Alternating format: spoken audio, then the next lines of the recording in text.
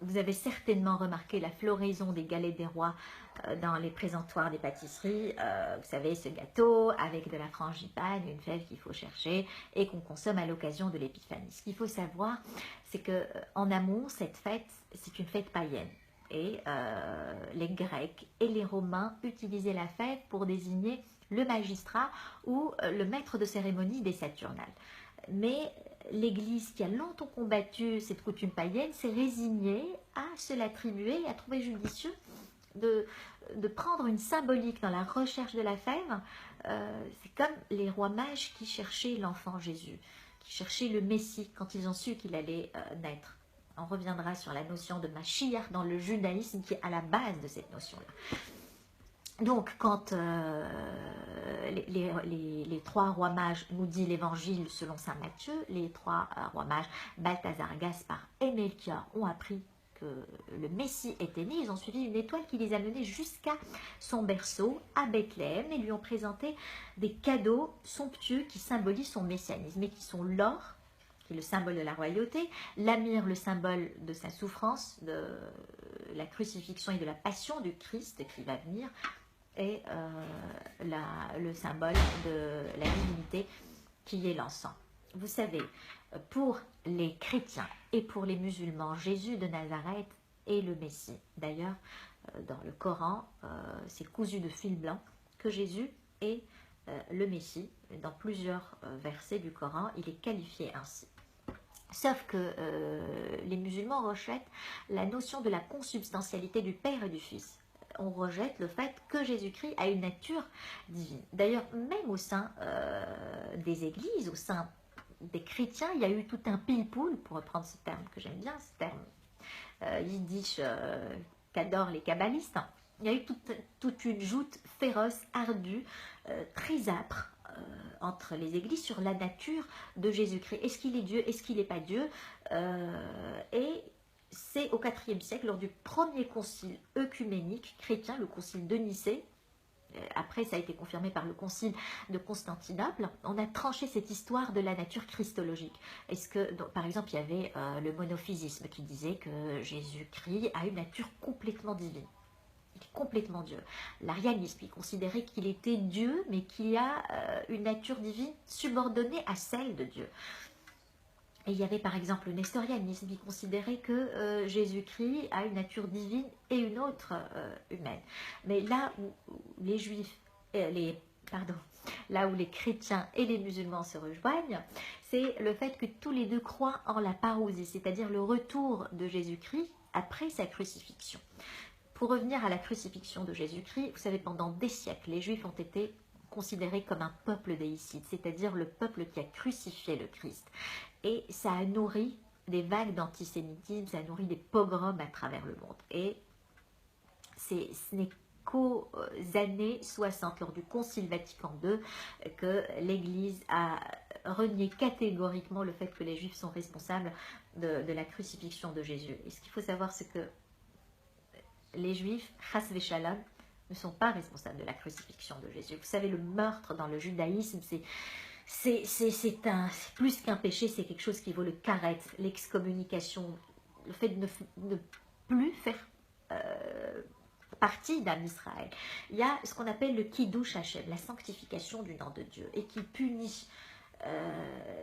C'est pas qu'il est puni, mais c'est que le juif, il peut se sacrifier lui-même, il peut se donner la mort au lieu de commettre 3 péchés impardonnables qui sont d'abord la avodazara, l'idolâtrie, la transgression sexuelle, le fait de prendre la femme de son voisin, ça c'est plus que Nida, Zerale Batala, c'est un niveau supérieur, et il y a le meurtre. Donc, le meurtre c'est quelque chose d'inconcevable dans le judaïsme.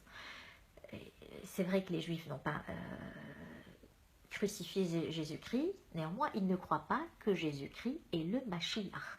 Et un des piliers du judaïsme, c'est le fait de croire en l'arrivée, en l'avènement du Mashiach. Tous les juifs attendent l'arrivée du Mashiach et prient pour son arrivée.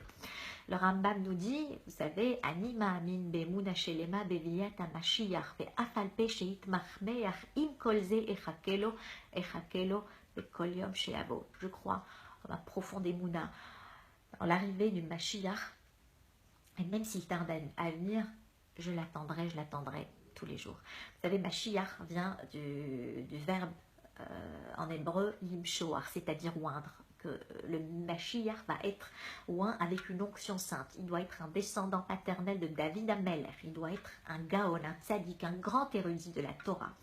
Il doit avoir, il est en même temps l'âme de Moshe Rabbeinu et de David Ameler, c'est-à-dire et il doit avoir ce qu'on appelle la Yechida. Vous savez, l'âme de l'être humain, l'âme, elle est pas de tous les êtres humains. Les êtres humains, ils ont 3 niveaux. Le Nefesh, le Ruach et la Neshama. Ensuite, il y a des niveaux supérieurs qui sont la Chaya et la Yechida. Eh bien, le Mashiach a la Yechida. C'est l'apanage du Mashiach. Et cette Yechida, d'où elle lui vient? Elle lui vient du Gan Eden, du paradis. Il y a un endroit qui s'appelle le nid d'oiseau, le Kat Tzipor, et c'est de là que descend la Yechida sur le Mashiach, qui aura pour mission de réaliser la Géoula, la libération de son peuple et la construction la reconstruction du Beit Hamikdash à l'endroit où il y a le Aaron Haïdout, où le Aaron Haïdout, où l'arche de l'alliance était entreposée, là où il y a le Even Hashtiyach, où il y a eu la Akedat Yitzhak, et là où il y a la Shekhinah Kedosha. Donc, l'attente de Jésus est une chose inhérente au judaïsme. Mais avant l'arrivée du Mashiach ben David, on attend l'arrivée du Mashiach ben Yosef, qui va être l'éclaireur, qui va annoncer l'arrivée du Mashiach ben David. Puisque je parle de Yosef, je ne peux pas m'empêcher de parler de la paracha de cette semaine, qui parle justement de Yosef. Vous savez, 2 messages très forts dans la paracha de Vaïgash de cette semaine. D'abord, le fait que les frères de Yosef Hatzadik, quand ils se sont présentés devant lui, ils avaient, nous dit le Midrash, 36 questions à lui poser, beaucoup de questions. Qui il est? Et au moment où lui, Yosef Hatzadik, leur a dit à ses frères, après 22 ans de séparation, quand il leur a dit Ani Yosef, là, ils ont tout compris, tout ce qu'ils n'avaient pas compris pendant des années. C'est exactement, nous dit le Midrash, il opère ce parallèle entre nous, simples mortels, qui ne comprenons pas les souffrances dans ce monde, la douleur, les malheurs dans ce monde, pourquoi il y a ceci, pourquoi il y a des séismes, pourquoi il y a des catastrophes, pourquoi il y a des meurtres. On ne comprend pas.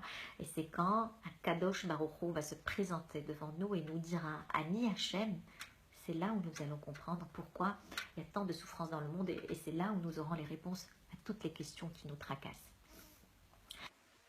Très important aussi de la paracha de Vaïgash de cette semaine et qui est aussi dans la Haftara, dans l'extrait des Nevi'im, là en l'occurrence c'est un extrait du livre d'Ézéchiel, c'est que Yosef Hatzadik a pardonné à tous ses frères, même à Yehuda qui a été le plus impitoyable. Alors ses frères qui l'ont persécuté, ils lui ont fait tout ce que vous pouvez imaginer, il leur a pardonné. Il n'a même pas cherché à se venger. La notion de vengeance n'existe pas dans le judaïsme. Vengeance en hébreu, c'est nekema. C'est un peu la même racine de la koum, c'est-à-dire se mettre debout, lutter contre ses mauvais penchants, lutter contre son yetzerara, contre ses mauvaises pulsions. C'est ça la vengeance. C'est ce soi-même, le tikkun hanefesh de notre propre tikkun. Ça rejoint un petit peu la notion de jihad nafs dans l'islam. Jihad nafs, le jihad, le vrai, c'est pas yallah, on va exploser le World Trade Center ou la gare d'Atocha ou je ne sais quelle station de métro. Ou yallah نروح ل ما بعرف هيدا المحسوب نخرب بيت اليهودي اللي واقف هناك او نكسر راسه هيدا الخيال اللي هناك خاص بشالom והשם ישמור, השם ישמור וירחם. C'est pas ça. C'est le fait de lutter contre son Yetzerara, contre ses mauvaises pulsions. Et voilà le beau message de la Haftara et de la Paracha, c'est la réconciliation des enfants de Yaakov. En attendant la réconciliation, Bezrat Hashem, les enfants d'Avraham Avinu, Yitzhak et Yaakov, leurs enfants, les Juifs et les Arabes, Bezrat Hashem et Bezrot Tzadikim chez la Nonot Tzadikim du Maroc, Bezrat Hashem. Et voilà, donc vous savez, même si on croit que Jésus est le Messie ou pas le Messie, qu'il a une nature divine ou pas une nature divine, tout cela ne change pas le goût de la galette des rois, surtout que cette galette des rois, la frangipane est faite avec des amandes qui ne sont pas or là. On aura l'occasion, Bezrat Hashem, l'inéder, de parler de la cacheroute et des interdits alimentaires dans toutes les religions. Et pourquoi il n'y a pas d'interdits alimentaires dans le christianisme, si vous le souhaitez. Je vous embrasse très très fort et Bente Avon, l'appétit.